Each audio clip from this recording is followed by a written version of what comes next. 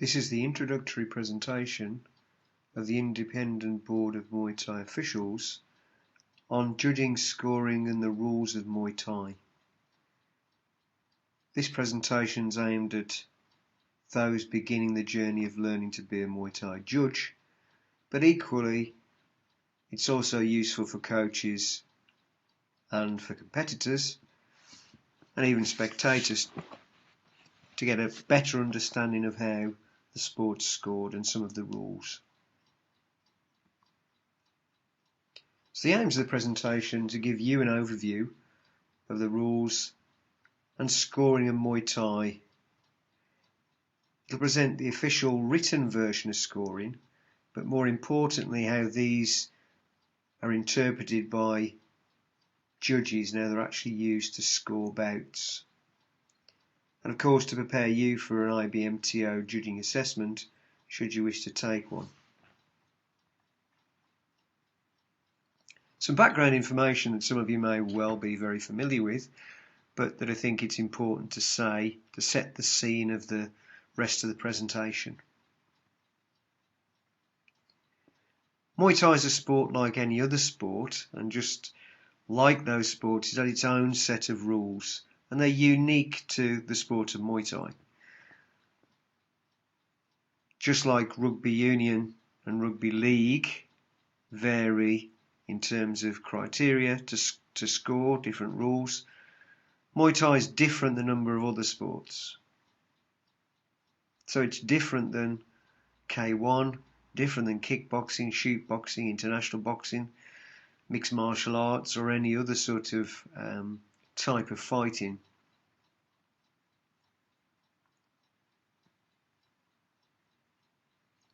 There's some advantages to having judges and athletes subscribe to the same way the fights are scored and the same rules.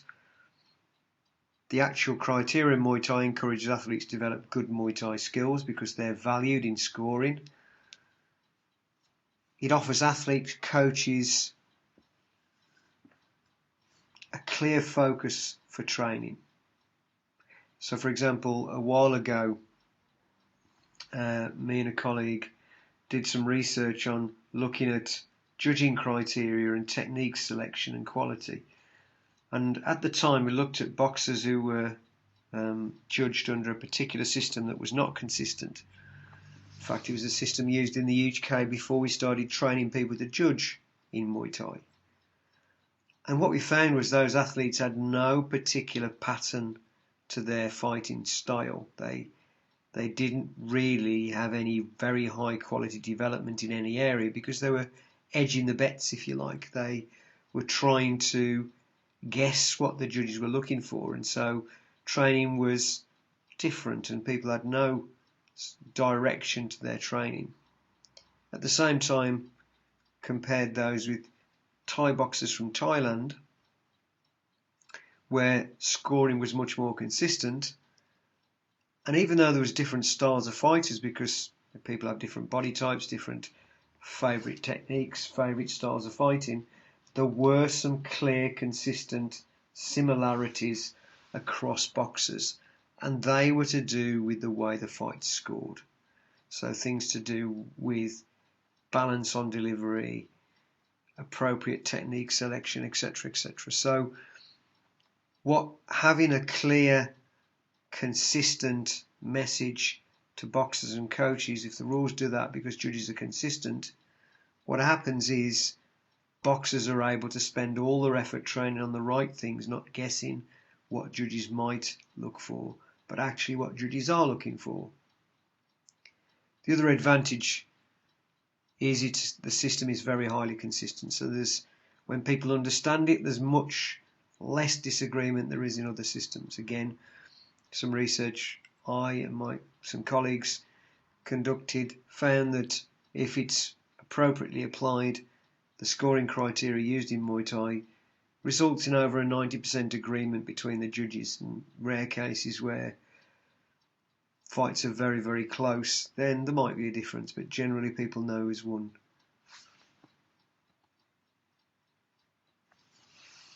Professional fights are scored by the recorded, the scores are recorded on a score sheet.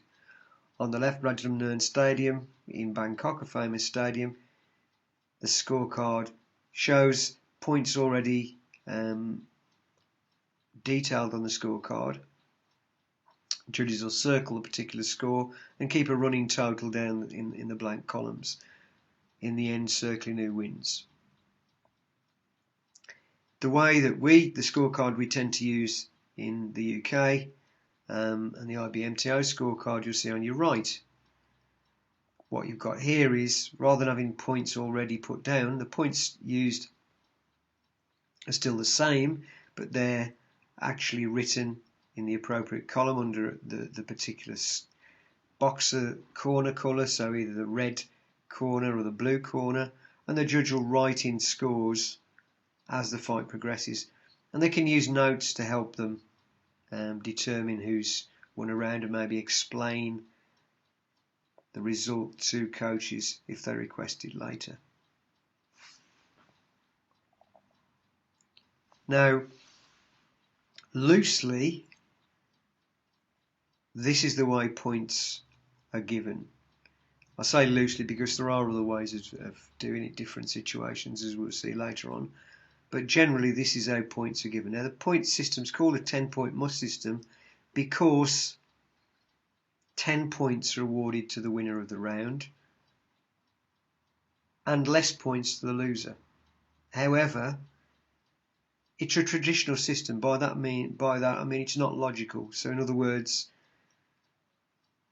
judges don't use all 10 points. They in fact only use a few of those 10 points. As you can see down here, there's only 3 points difference in a hugely different round.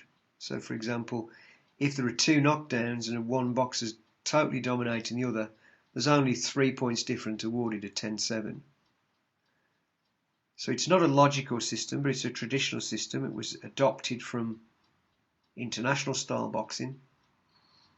And this originally was this concept of having a 10-point must system was originally forwarded by the WBC as a counter to the style of judging at the time, which was round by round scoring. Now what's tended to happen is, in actual fact, in international boxing, that tends to be how the fights are now still scored round by round unless there is a knockdown. So there's less of a points difference given just for somebody winning a round big, clearly winning a round. They sort of tend to get the same points unless there's a knockdown to somebody who's only just edged the round. However, that's not the case in Muay Thai, as you'll see later. Anyway, just to give you an overview of how this points are recorded, when the judges can't pick a winner, they award both fighters 10 points. It's possible to use a plus sign if you think a boxer's edged the round but not won clearly enough to get an actual point difference. This is either can be a mental note or it can be a physical plus sign, or it can be a note in the edge of the margin of the scorecard to say one boxer's not clearly enough, not won the round clearly enough to be able to award an actual full point, but has edged the round. This can be taken into consideration in later rounds. If one boxer's clearly won the round, it's 10-9, so the winner gets 10 and the loser gets 9. However, as I said, it is a 10-point must system, so if both boxers are knocked down and then one wins, it's 10-8. If both boxers are knocked down and they're otherwise equal, it's 10-10. 10 points are always awarded to the winner of the round. If one boxer receives an 8 count, that means they're knocked down or the referee stepped in to give them an 8 count, that round is scored 10-8. Everything else being equal. So as long as everything else in the round's equal, it would be a 2-point difference between the winner and the person who got knocked down or took the 8 count. Now by knockdown, it doesn't mean somebody getting kicked over. It could mean that, but it actually means when somebody's received an 8 count.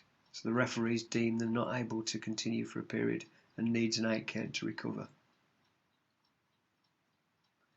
There is also a second way that a boxer can get 8 points, 10-8, and 2-point difference, is when there is absolute total domination throughout the round by one boxer. So that can result in a 2-point difference. Finally, if a boxer gets knocked down twice, there's not 2 points and 2 8 counts, there's not 2 points taken off each time. It's actually 10-7, so there's a 3-point difference if somebody's been knocked down. But that's a big difference into the two competitors. So that's loosely how the scoring is awarded, how the points are awarded on the scorecard. But it is possible to get different point allocations depending on other actions. So it's possible that somebody could have taken a count but otherwise totally dominated the round. So they may have, their opponent would have got 10-8 had they continued to be everything else be equal. But if their opponent, after getting knocked down, has a huge victory in the rest of the round, points awarded can be different.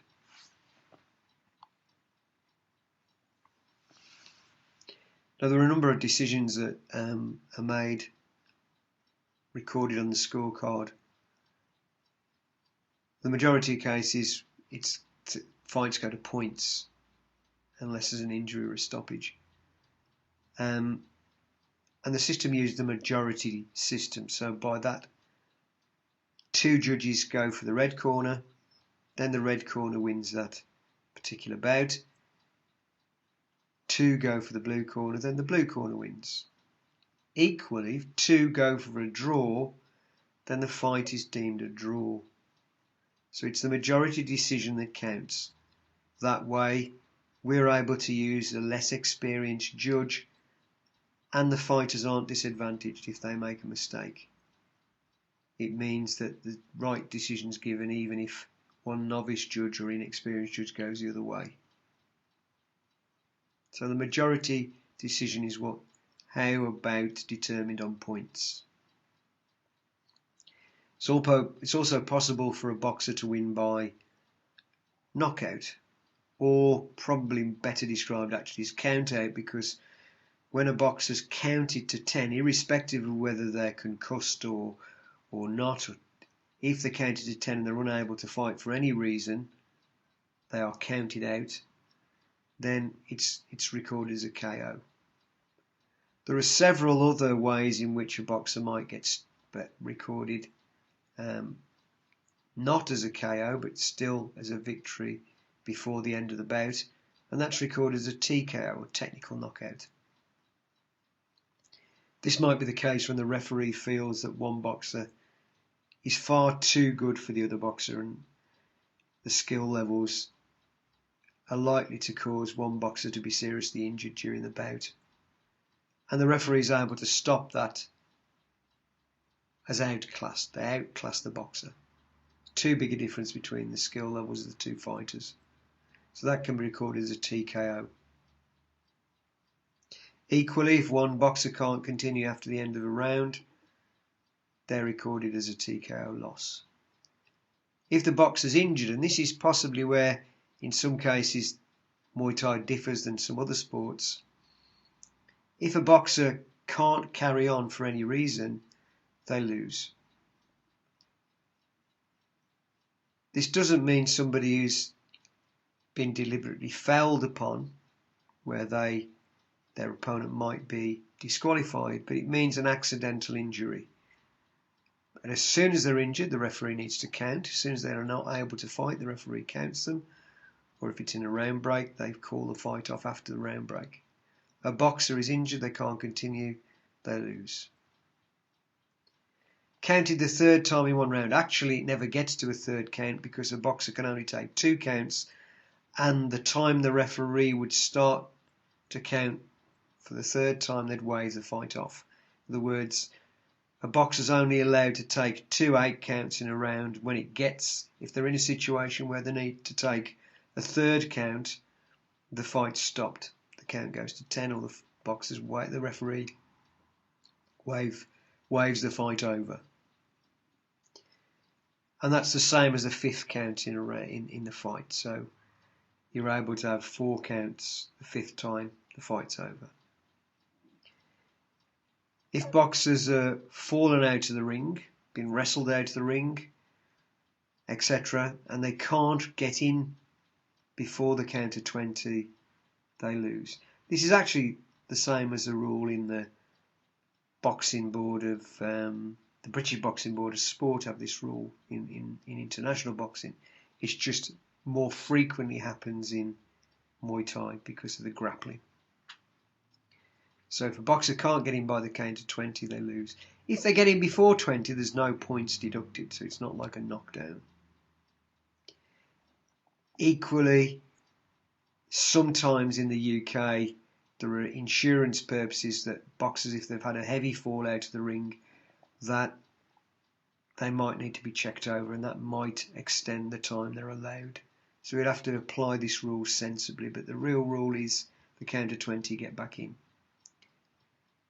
If a fighter withdraws from the contest, they lose TKO. So there are several ways in which a boxer can lose before the end of the bout. It's possible for a boxer to win by disqualification if his opponent does, or her opponent does, a serious action that's against the rules and that genuinely stops the boxer being able to continue. Winning by walkover is less common in the UK because often adjustments are made. So for example, if a boxer fails to make the weight a promoter needs the fight on, there may be some negotiation in terms of in ways in which the fight might continue. Perhaps a fine, perhaps the title that was on the line is no longer on the line. So fights often go on even when people don't make the weight. A draw, as we mentioned earlier, is when 2 judges go for a draw. Or 1 judge goes for the red corner, 1 judge goes for the blue corner, and the other judge gives it a draw. So it's a majority decision, or it's an even number of scores. 1 for red, 1 for blue, 1 a draw. Both boxers are knocked down and counted to 10, then it's considered to be a draw. Unlikely, unusual, but has happened. Both boxers have fallen out of the ring and are counted to 20. Both boxers are seriously injured and can't continue. All these cases, the bout's awarded as a draw.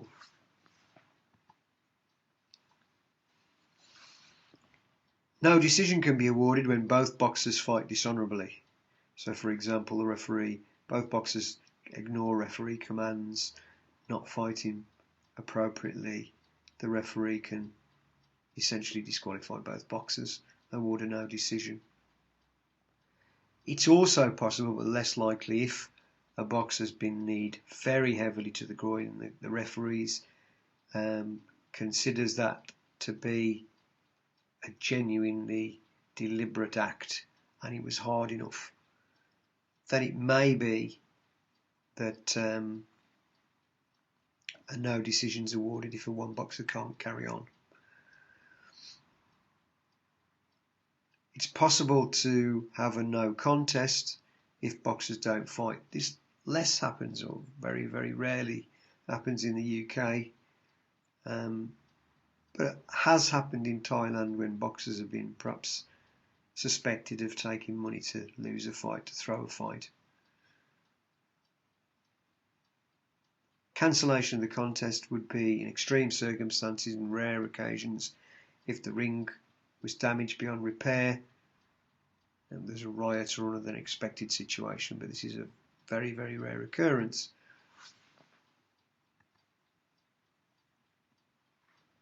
Now the job of a Muay Thai judge is to look at the 2 competitors and over the whole fight decide which of those is the better competitor in terms of Muay Thai.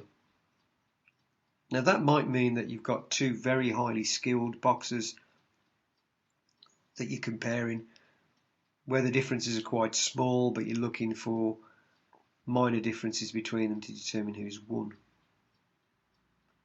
Or it might mean you've got two very novice boxers where their skills are quite limited, but you've still got to make a decision and make a comparison between these two and determine who's won.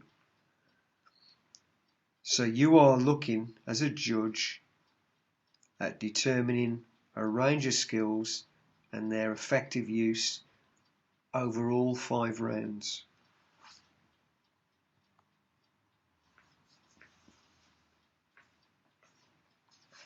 So it might mean judging 2 highly skilled boxers, but equally it could looking at 2 rather unskilled boxers. You are, however, judging Muay Thai and not judging other styles of fighting, so it is specifically Muay Thai. It's not a generic fighting art, it is a specific art. Now, because you're making a comparison of 2 boxers, you're looking very carefully at those 2 boxers. And so, for example, if a boxer can protect against their opponent's every technique, every weapon that's delivered, and their opponent's unable to land anything, the boxer blocking, even though they might seem like they're doing only protecting themselves, will win by landing only a single kick. So you're looking at, it might be in another art, you're saying, well, the one boxer's busier, they're actually trying to fight. But if one boxer's able to protect their self and then only attack little, but when they attack be very effective, they would win that bout. However, if 2 boxers were equally skilled and landing on each other, then you do favour somebody who's trying to fight and not be negative. But what I'm saying is you have to make a comparison between the 2 boxers. You have to make a judge. You have to judge who is better in terms of Muay Thai skills. And defence is a skill. Very skilled boxers defend just as much as attack. However, obviously you're trying to land techniques on an opponent where possible. This slide was provided by the Boxing Board of Sport in Thailand for a course for foreign judges and referees. And it's a reasonable slide to say what you're trying to look for as a judge. Predominantly, you're looking for the number of clean blows landed with power and accuracy. I'd add to that sharp weapons delivered on balance. And this can be whether somebody's moving forwards, backwards, sideways, or against the ropes. Now that's important because as a judge, you don't have to look for somebody who's advancing, who's moving forward all the time. Somebody can, as long as they're scoring, move backwards or sideways or fight off the ropes.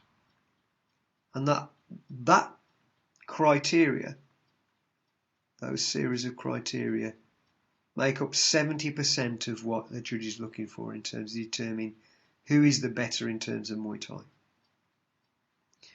20% is round to ring generalship, controlling the fight, controlling the action, stopping the opponent performing the fight they want to perform.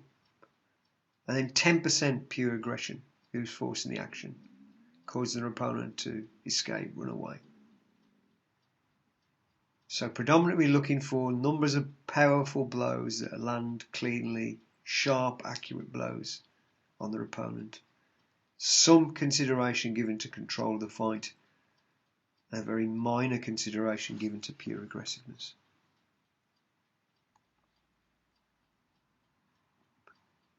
So if we look at those things in terms of scoring, firstly we're looking for the number of techniques landed on target. However, what we don't do in Muay Thai is like it's done in some other sports, just counting the number of shots. You don't press a button, for example. Even though that's done in Holland actually, the Dutch style of judging in Muay Thai, judges tend to press clickers and then look to see which ones recorded more shots. That's not how Muay Thai is scored in the UK or in Thailand. It's not how Muay Thai as a sport is scored. So you are considering the number of techniques, but that's in relation to, with, alongside the effect. An effect in this sense is quite a concrete concept. It's either disturbing their opponent's physical equilibrium, so it gets them to lose position, so they move not under their own steam, not under their own control, but they're caused to move by their opponent's technique. Or their psychological equilibrium's disturbed. They show pain, fear, or turn away from a shot. Both of those, if a technique causes either of those things, or both of those things, it's deemed as an effective shot. And the degree to which those things are caused does relate to the size of benefit of their opponent. So if it's a big, causes someone to lose position, big, that's a bigger score. The other key thing is sharp techniques. So the technique ideally begins in a balanced stance, is delivered very quickly, very sharply, on balance, on target ideally, and then returns to a good balanced position afterwards. It's appropriate Muay Thai techniques landed on the target, causing effect either physically or psychologically, and in a very sharp, balanced manner. There is a trade-off between target and physical effect. So it's possible to score without any visual effects. It's possible to score if a sharp technique lands on target, cleanly lands on target. It's possible to score without actually moving the opponent. The shot doesn't have to move somebody necessarily. If it does, then it scores more. So the more effect, the more a technique scores. But a balanced technique, good style, good timing, landing sharply on the target is important for scoring. It's important in an ideal world. Again, you're going to be judging people who haven't got any balance, who are not delivering clean techniques, and you've still got to make a judgment of who's better across the fight. But ideally, you're looking for boxers who show balance control before, during, and after delivery. So, clean techniques on target can be important in scoring. We just have a look at it. Cleanly on target. Horizontal better than glancing up. So technique, a kick going in cleanly on the body is important as a scoring technique. The one kick, the first kick, lands cleanly on the target and scores. Equally, effect on its own, obviously looking at both things together is better, but effect on its own also has an implication in scoring. So we take shots is causing them to move not under their own control, and that's an example of effect. Now, there can be very different styles of fight, as I mentioned before. Even though scoring is very consistent and offers direction, it doesn't mean that there aren't different styles of fighters in Muay Thai. You can have counter boxers who move backwards, sideways, stay against the ropes, and clearly win, just the same as a boxer moving forward. Equally, boxers who attack and advance can win if the essential thing is that they're doing all the things: sharp weapons, on balance, landed on target, causing effect on their opponent. They're the key things that you're looking for, rather than somebody moving forwards all the time or moving backwards. Moving backwards is not negative if a boxer's doing it as a counter fighter and they're controlling the position. So we'll have a look at two very famous examples from the past. The first one's a counter fighter and the second one's an attack boxer. In both cases, the corner with red shorts is winning the fight. See, what we see is the boxer in the red shorts moving back, but actually scoring more effectively. Scored there with a body kick. The punches are not scoring and they're not moving him back. He's managing to protect himself. On the whole, he's in a firm position, His scoring, Virapol knocks this opponent, Sukhothai, off balance, and he's moving backwards and scoring. The key thing is he's in position, he's not getting moved with the shots that Sukhothai's throwing at him, and he's managing to off balance hit the target, appropriate targets with appropriate weapons like body kicks, and maintaining a very firm position when he does it, disturbing the balance of Sukhothai. So this is an example of a boxer moving backwards and convincingly winning the particular series of exchanges. I mean, Sukhothai is occasionally blocking shots, but Virapol on the whole is able to completely control the action.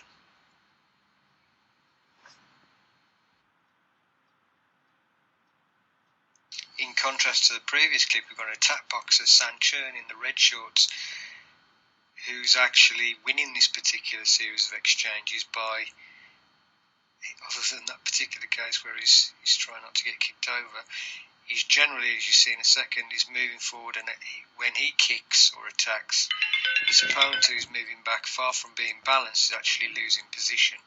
See an example in a second. There, he loses position. He's not able to control that position, that stance. Big example there, where he's getting moved with the kicks. And Sanchern, very firm when he's attacked. He's not moving. He's quite solid on the floor. He's got a good firm position.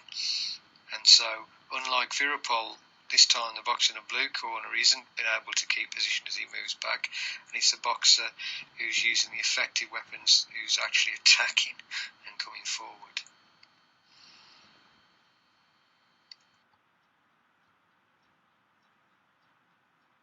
So in this case, even though you get different styles of fighter, there are key things each boxer needs. And some of those things, this was some research we did that I mentioned earlier, that's hopefully going to be published soon in a journal article. The world group here is actually the elite Thais, and the British elite at the time.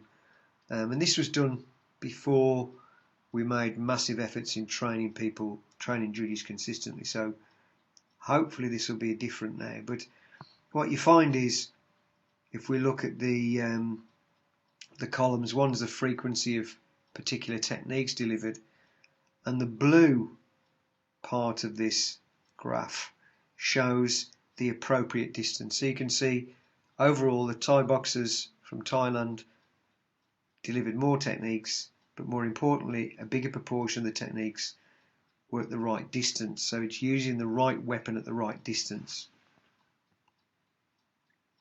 Balance as they delivered the technique was almost, and these were the winners of the bouts, almost all of the techniques were delivered by the group of Thai boxers.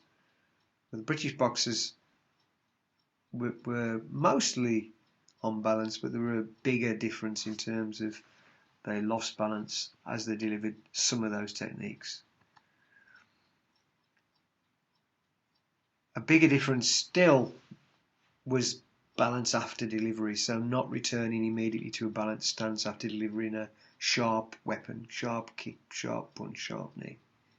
And this is again important in scoring, that boxers ideally, I know you're not always going to judge boxers, most boxers may not be able to balance themselves, but if you get one who is able to balance, that does count. Balanced stance, sharp weapon, controlling position is important, and the Thai boxers here were able to do that better at the time than the UK boxers, who almost, not far off half of the techniques, they lost balance after delivery. Now that's footwork. So we've got positioning, footwork are important. So considering balance, the way somebody moves is important. This got here young burglar Pinsinchai and Thailand Pinsinchai demonstrating their footwork. But the important thing is that they're balanced and are in a position when they move that they're not easily going to get moved. If somebody kicks or hits them, they can keep their position and are able to be in a balanced position to attack their opponent back. Now, it can be more than just the actual techniques. So you're judging Muay Thai skills as a whole when you're looking at fights. So sometimes a person shows they're stronger by just being able to block every technique an opponent throws. A boxer whose legs caught with their opponent can't kick them on the floor, showing they're stronger. They're showing they're stronger because they've landed the kick on the body, and second, their opponent's not able to kick them onto the floor. They're on one leg and they're still stronger. In the clinch, if a boxer gets the head pulled down, the boxer has the head pulled down shows they're not strong enough to control their opponent's actions. A boxer who gets very tired and they can't maintain position shows they're weaker and so can lose the fight, in fact, if they get too tired and show they can't control their position. So these things are not just about the techniques landing, but the quality of the Muay Thai skills, the timing of the skills, the weapons being sharper, controlled. They show different things like being able to control their opponent or not getting kicked to the floor.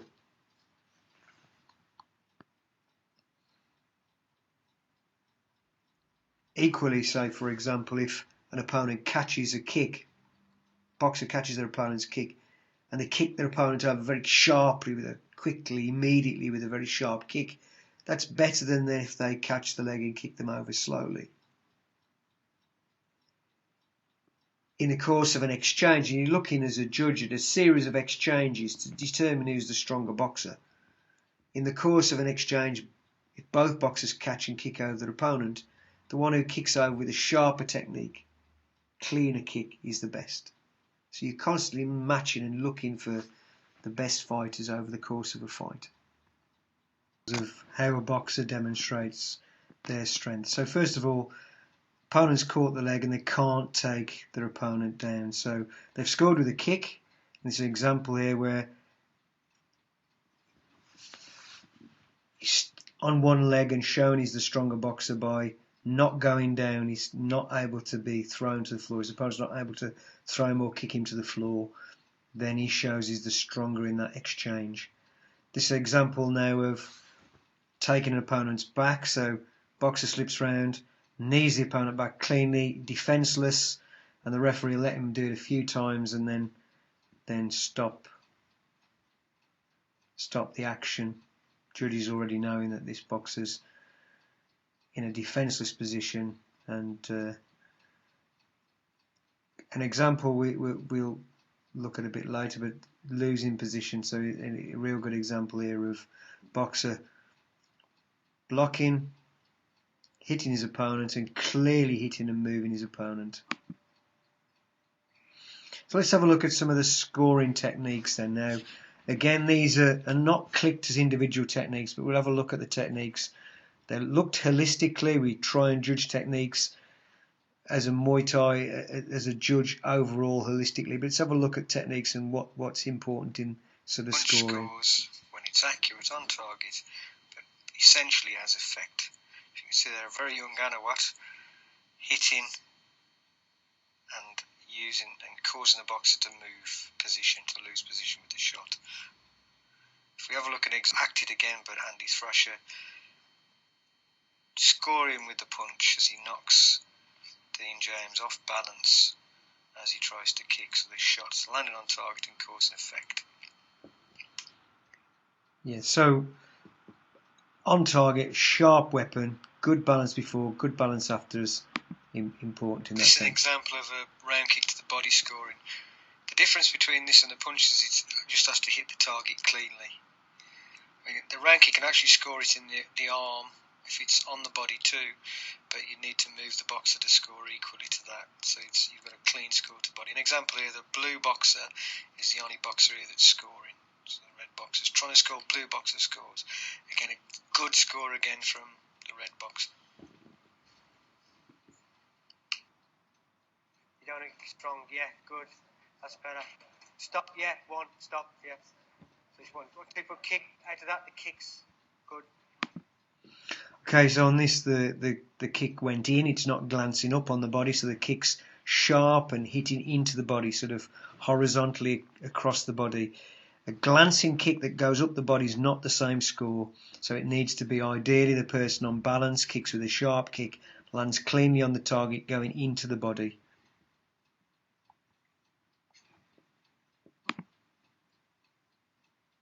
This is a knee. So we've got a straight knee, which often scores very well if it's with the point of the knee, a caveat. Round knee can score as well, just as well if it's very sharp with the point of the knee. With the side of the leg, though, it's not as good. This is off-balancing an opponent, can be useful as well. So the knee scoring, I've got this case where hit with the point of the knee, either round knee or front knee, with the thighs not so strong, so it's not such a good score. But we're looking for a balanced technique. You're not, I mean, if the boxer shows they're hurt, that's even better. But often the knee, doesn't move the boxer; it just hits cleanly on target. It's an example of some knees. Again, it'd be better if the boxer was Dean in this case with a good guard. But these knees are coming in strong and coming in well. So there's good scoring knees. Teep scores when it causes a boxer to lose position, as in that example and that example. So the boxer's not moving in a controlled way, but they're caused to move. Score, good score. Yeah, so it's important with a teep that doesn't, is used a bit like a jab, really, in a sense. It's to set things up. But if the boxer moves, it causes the boxer to lose position. I don't mean they move back to avoid the kick. The teep actually hits the body and causes them to move. That does score. So whilst a teep might be used as a defensive technique, might be used to set things up, a teep that actually pushes their opponent back scores.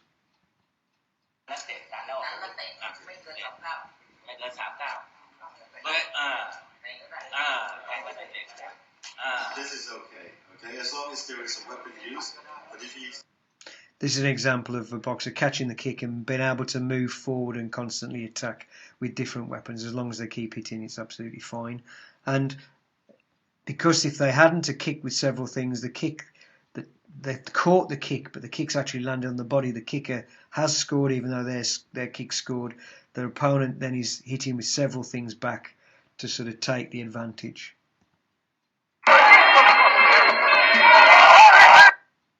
It's an elbow score. It's the point of the elbow. It's causing the boxer to move, so they're losing position. So if an elbow's sharp on target and seeing it scores, it can be difficult to see whether an elbow lands. So sometimes you have to look for effect or a cut.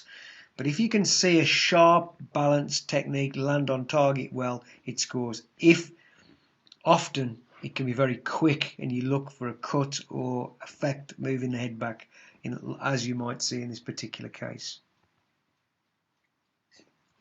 Now it can be that there's another case where an opponent controls. They can stop their opponent kneeing. So in this case, the boxer it's not being negative, as some people on some of the courses have felt that this is a negative action by the boxer in blue. That's with the sort of yellow shorts, the black trim.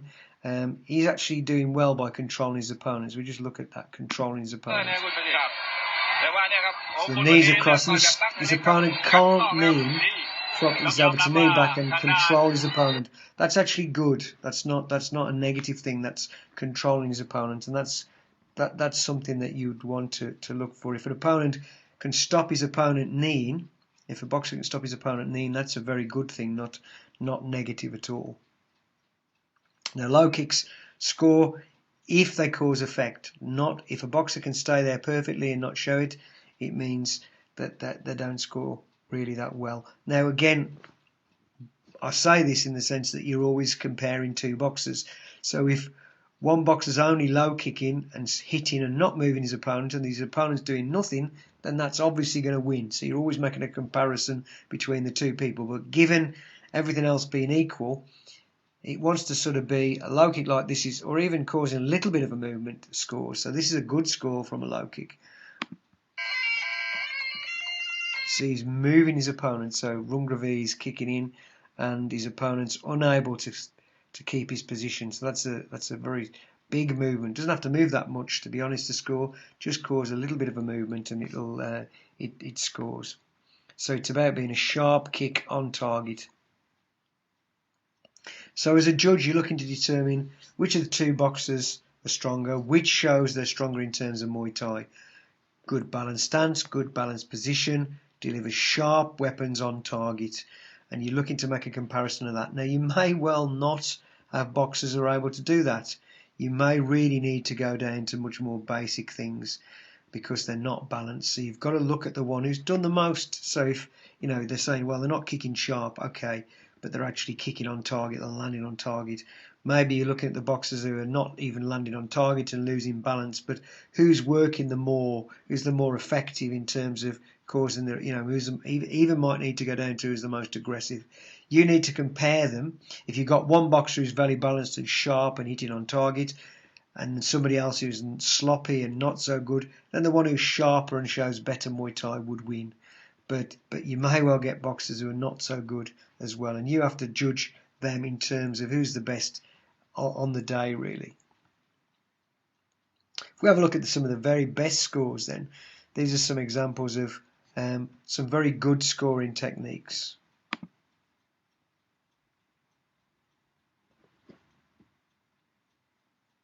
So we've got an 8 count knockdown. So an example, it doesn't matter what weapon it is. This is a punch, but the boxer's been counted. This is a neck kick. Same thing. It results in an 8 count. It's generally, everything else being equal, a 2-point difference. So it's a 10-8 round. Elbow and knee to the body, exactly the same. The same thing. So there's no difference in terms of the technique. It's an 8 count, and the boxer gets 2 points. Getting thrown to the canvas, not as obviously big a difference, but getting thrown to the canvas means the boxer can't stop his opponent, control him and throw him to the body. So getting duo against Liam Harrison, throwing him on the floor. So he's showing he's dominant. This is actually a teep, but again it results in the boxer ending up on the floor. So it's showing good effect. We've seen this before again, taking an opponent's back. Good score, very good score. Kicking across the back, hitting the back, again a good score. He's not able to defend himself. Normally try not to be in that position, so the boxer receiving that, try not to get into that position where he's getting hit in the back. And he's kicking an opponent over. Tylan Pinsinchai against Matthew Johnson. Very sharp kick, so he's caught the kick. The fact is he's kicked over very, very sharply. In a similar way, Liam Harrison kicking Sanchai over. This one's low kick, kicking over, kicking the back of the leg. Causing an opponent to lose position. Good score again. Really big turn off square. Again, this we've seen previously. Duo kicking with the punching and kicking, causing his opponent to lose position. He stays very strong when he's kicked. Not a perfect block, but good, and his opponent gets moved. Again, Dean James here hitting his opponent, moving, causing his opponent to move. He's not able to stay. Adam Zahar again here showing he's able to cause his opponent to lose position. Dave Cressy, this lad. He's more novices, but still showing reasonable technique. Kicking knee, he's not able to control his position very well. Again, Liam Harrison causing the opponent to move on that kick. So he's kicking his body. His opponent's losing position. In a similar way, even though it's not great Muay Thai punching, he's actually causing Jordan to lose position. So whilst he's not showing good Muay Thai style, his opponent is scoring by causing an effect on Jordan Watson here. So he's getting hit with punches. So you're looking for a range of those things as sharp techniques, good position, cause and effect, making sure that kicking your opponent over, causing not 8 counts, obviously the best of the scores, but then the others you try to make this holistic picture, looking for these scoring techniques and not just counting how many techniques land, but a range of qualities associated with those techniques as well. So what you do as a judge, you don't actually feel the techniques the boxer feels. So you don't make a judgment on how hard you think they are. You look at a series of things, a series of visual cues that might give you some indication of how good the technique is. A sharp technique, lands cleanly on target, good style, good balance before, during and after the technique, sharp, clean weapons, balance. Does a boxer get moved by the opponent's technique? Conditions of the boxer. Is the boxer showing they're tired or scared? All these things are part of the holistic vision of the holistic decision of what a judge is determining who's the best Muay Thai fighter in the particular bout you're judging. So it's a series of visual cues rather than estimating, rather than sound, for example. It might sound strong. You need to look at what happens, look at a range of things in determining whether a particular exchange of one boxer is better than the other, or holistically over the round, holistically over the fight, which boxer's better.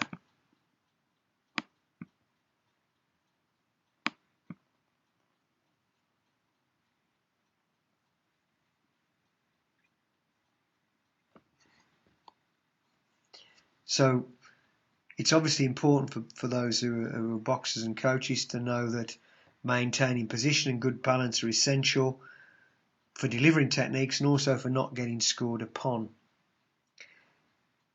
Generally, this is Muay Thai, so clean kicks and knees to the body are generally more effective than a punch with similar effects. So if you're looking for quality in Muay Thai techniques, and that doesn't mean a punch can't score more than a kick, but everything else being equal, it tends to favour kicks and knees than Muay Thai weapons.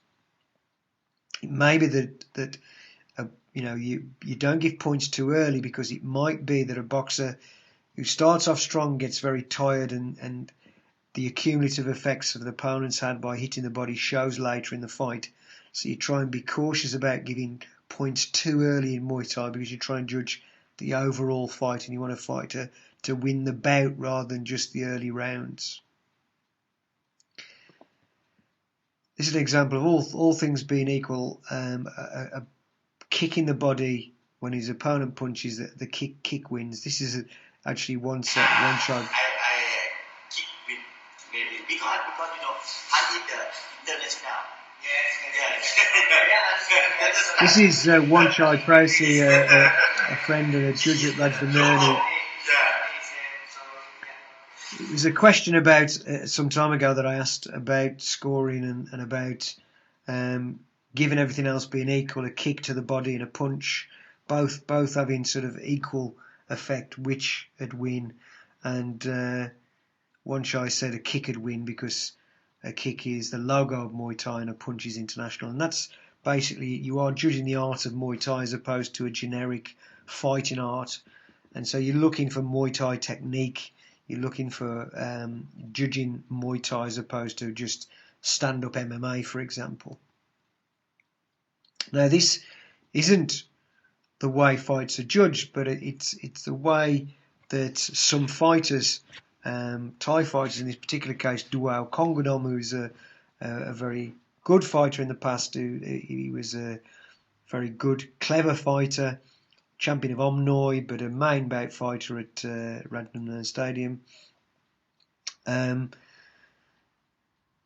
As I said, this is not how they're scored, but it's given people an indication of the relative weight of techniques, everything else being equal. Now remember, as a judge, you're looking for a range of other things besides which techniques are delivered, and you're looking at where they land, you're looking at their effect, you look at the sharpness of delivery. But everything else being equal, this is how Duao decided to think of the fight himself. When he's fighting, he'd sort of think 1 point for a punch, 1 point for a leg kick, 2 points for a round knee with a thigh, 3 points for a body kick, 3 points for a straight knee. So it's sort of the way he perceived.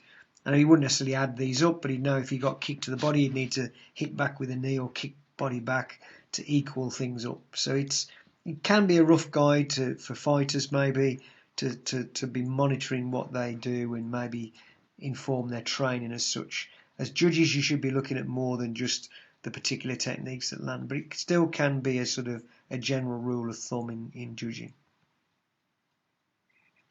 Now, fouls in Muay Thai, you've got a range of fouls, so all sorts of things that are written in the rules, like biting, eye poking, sticking the tongue out, making faces, headbutts, throws, locking your opponent, judo, wrestling techniques, landing on an opponent deliberately, grabbing the ropes, swearing, disobeying the referee's orders, striking the protective cup deliberately by holding the head and knee in the groin.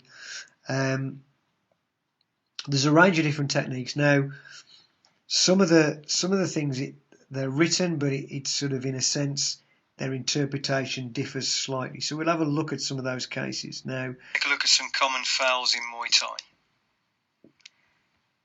Okay, the first example is a hip.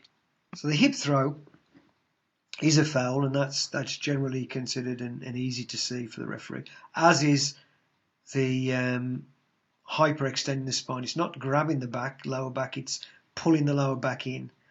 This sort of an MMA takedown is also a foul, grabbing below the waist. Now this is a Lumpini training video. You'll see this is a foul. However, these trips are being allowed more and more now in the stadiums. So there's a bit of a shift in terms of what's classed as a foul, and putting the leg behind somebody and pushing it tends not to be called a foul so much now. The guillotine choke, grabbing hold of the ropes, referee signalling not to grab the ropes.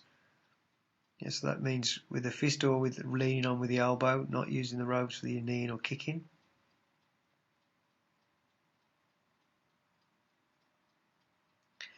Catching the leg. In the rules it says 2 steps, but you see generally the referee starts moving in when, on the second step, so they're not doing more than 3.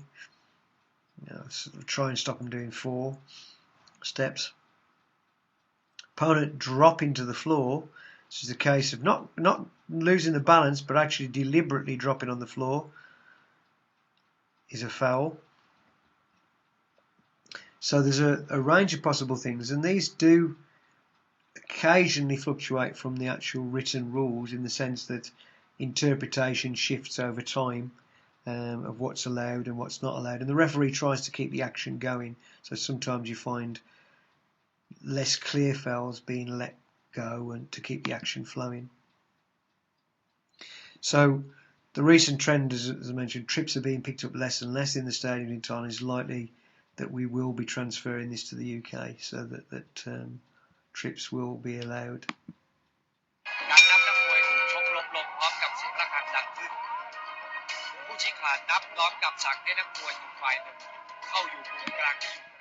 So what we've got here is, as the bell goes, the referee, the boxer gets knocked down as the bell's gone. This is just to show that, in a sense, what a referee will need to do, and you need to know as a judge, that the fight's not over until it's signalled to be over by the referee, irrespective of whether the bell's gone.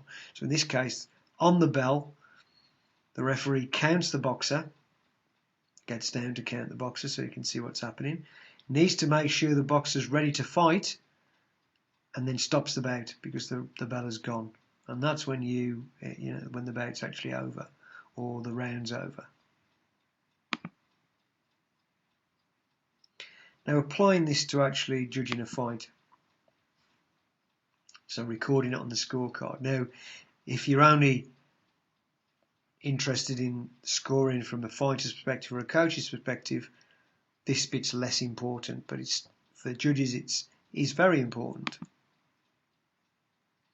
Now, interviewed a number of people, including judging referees, head of World Muay Thai Council, etc. And two people who were very good at being very open and explaining their perception of scoring to me was the associate professor, who's a technical director at Lumpini Boxing Stadium, Radam Nabang Chang, and Wanchai Prausi, he was a referee at Rajadamnern Stadium, referee at Rajadamnern, and also teaches refereeing at Reginald Mearn Stadium.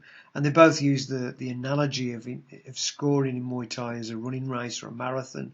They explain that it's not just merely counting rounds, but it's looking at the overall picture of a fight. So it's quite similar, I suppose, to in a way that amateur boxing's currently assessed. By that I don't mean it's pressing buttons, but what it is a boxer can win the beginning of a fight but lose the fight in a single round. You know, they can throw the fight away by the other boxer winning big in one round. Now that's the case in Muay Thai. So it's who wins the overall fight rather than who wins the most rounds. They have got to have the most points though, so it's important that the winner has the most points.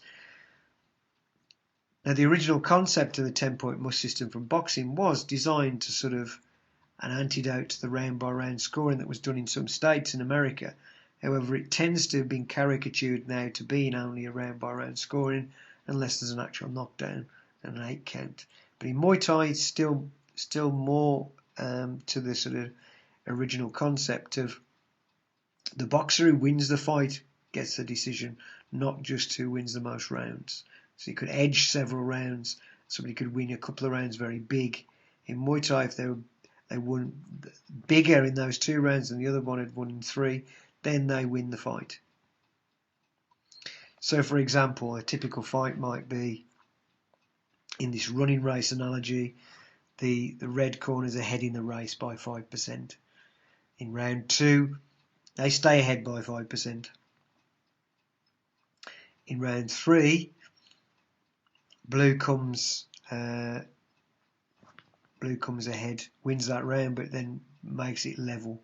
Then blue goes ahead by 5% and then stays ahead in the last round. Now, in this sense, if you count the rounds up, it's in number of rounds. Red's won 2, they've drawn 1 round, and blue's won 2. But that's not a draw. Blue's won overall because they've won bigger.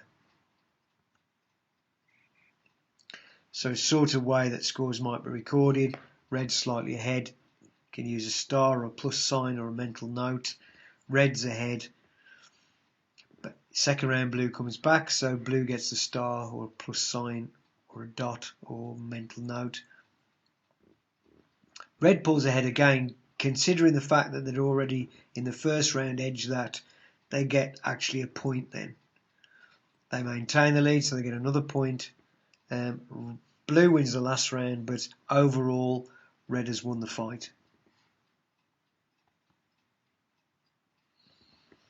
Another example, red in this one wins very clear win in the first round, so it's 10-9. But it'd have to be a clear win because you've got to be cautious of giving points. So it's a real quite clear win, not just an edge of the round. Blue comes back, but is still slightly behind, and you need to know that in the scoring. Blue pulls ahead, blue maintains the lead. Red comes back, but not enough to catch up blue. So overall, blue wins, and that must be the case, that the winner gets most points. You can't afford to have any situations where points are different than the decision. The decision needs to be the same as the points.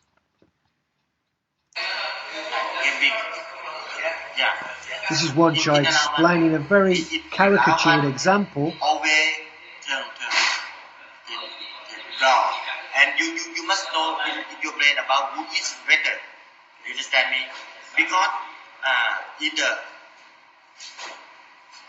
5 round or 4 round, fourth round is the more fight than 1 round.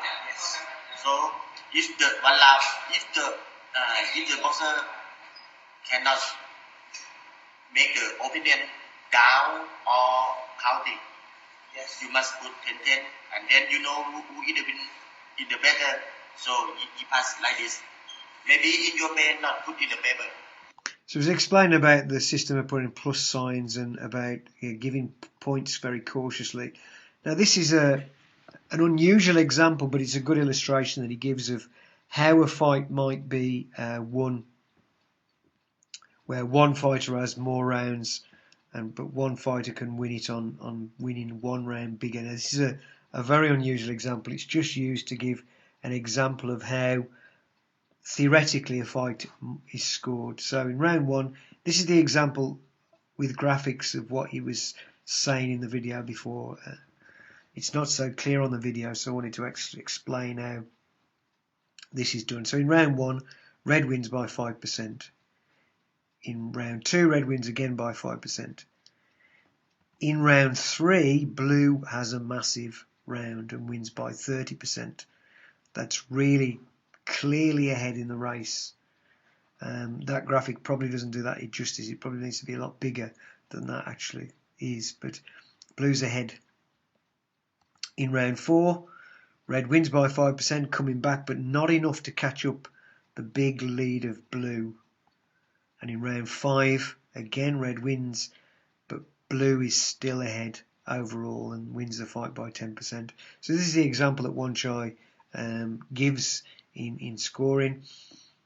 And this is a very unusual example. But let's have a look at how that might be scored, because this is an example of a very difficult fight to score.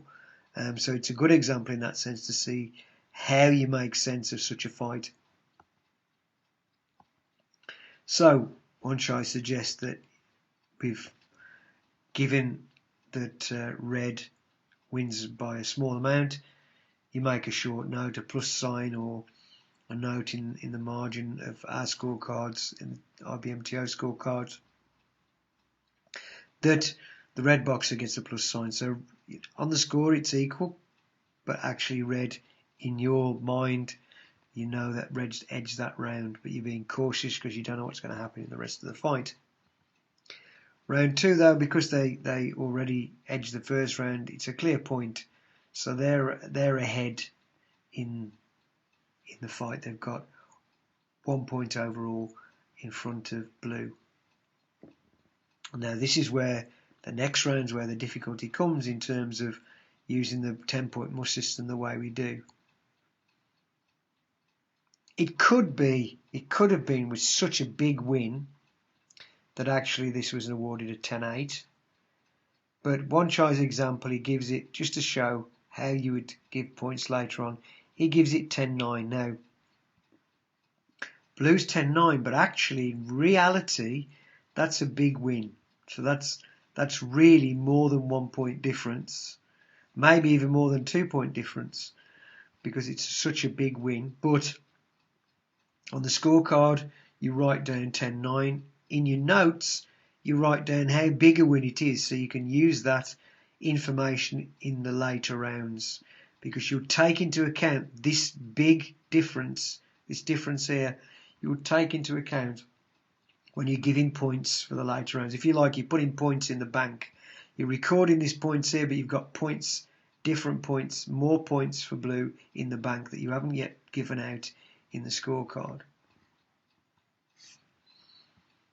Red edges this round, but you think about the points in the bank and you make the scorecard even. Now, rather than giving it to blue, because there's still lots of points to give out, you still don't know what's happening. You want to give red a chance. If red wins the last round, you still want to give him a chance to win the fight. If blue wins the last round, big enough, you might want to give them enough to win the fight. Or you need to look at the action. So at the moment, we've got a drawn situation, but still blue's got points in the bank. They had such a big round, they're still ahead. On the scorecard it's even, but in reality blue's ahead. So these points in the bank now are all used up, because the last round we can give all the points. So even though red wins this round, because we're using these points that were in the bank, putting those down, actually record, fill all the rest of the points in. So now it's 10-9 that round to blue. We recorded 10-9 even though red won that round. So this is very unusual and can be quite difficult to get your head round. It's using points in the bank to fill in later round because it was such a big win. Now, I must say this is a very atypical example. It's very unusual. I've not seen a fight like this, but it's just a theoretical example to show you how, in a very, very difficult fight to score, how you would make sure that the winner of the round gets more points. Still keeping to the the spirit of Muay Thai scoring and the boxer winning the overall fight. So when you're completing a scorecard, you generally can put notes to say who edged the round, etc., to make sense of scoring. But you need to indicate the fight number, so whatever fight number it is, because we need to collate this information afterwards and look at consistency of scores. You'll say who you are, where the venue is, the class of fight, and the date. This enables us to be able to collect scorecards and compare scorecards. Putting fighters' names in to make sure then the right names are in the right corners. And making sure when you're sitting in the ring that you do get the boxers the right way around. It's very easy to sit in the corner and have the blue corner to your left and the red to your right and get confused and put the wrong scores in. So it's important to check that you've got the right score for the right boxer.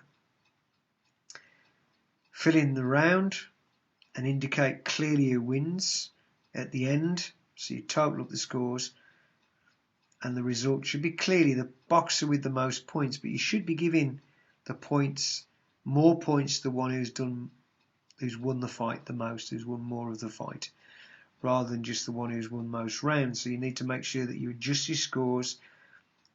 As we've said, if a boxer's won very big, you need to note that in the notes and take that into account in the later rounds. So you come up with the boxer winning who's got the most points. So overall, just to go back to the slide we did earlier on, the boxer who hits with the most clean blows from sharp weapons with accuracy and power can be moving forwards, sideways, backwards, against the ropes, counter-fighting. That's what you're considering 70% in your decision. 20% to do with controlling the fight. Now, if you've got a boxer who can't do either of these, you might need to make the decision on pure aggressiveness, who forces the action. But if you've got a boxer who's able to score with clean blows and control the action, they should win over pure aggression. Finally, to judge the art of Muay Thai, which is what you're doing as a judge, you need to know Muay Thai. So you need to understand the sport, understand the techniques of Muay Thai. Otherwise, you can't know who's the best of the fight, who's the best in terms of Muay Thai in the fight, who wins the fight.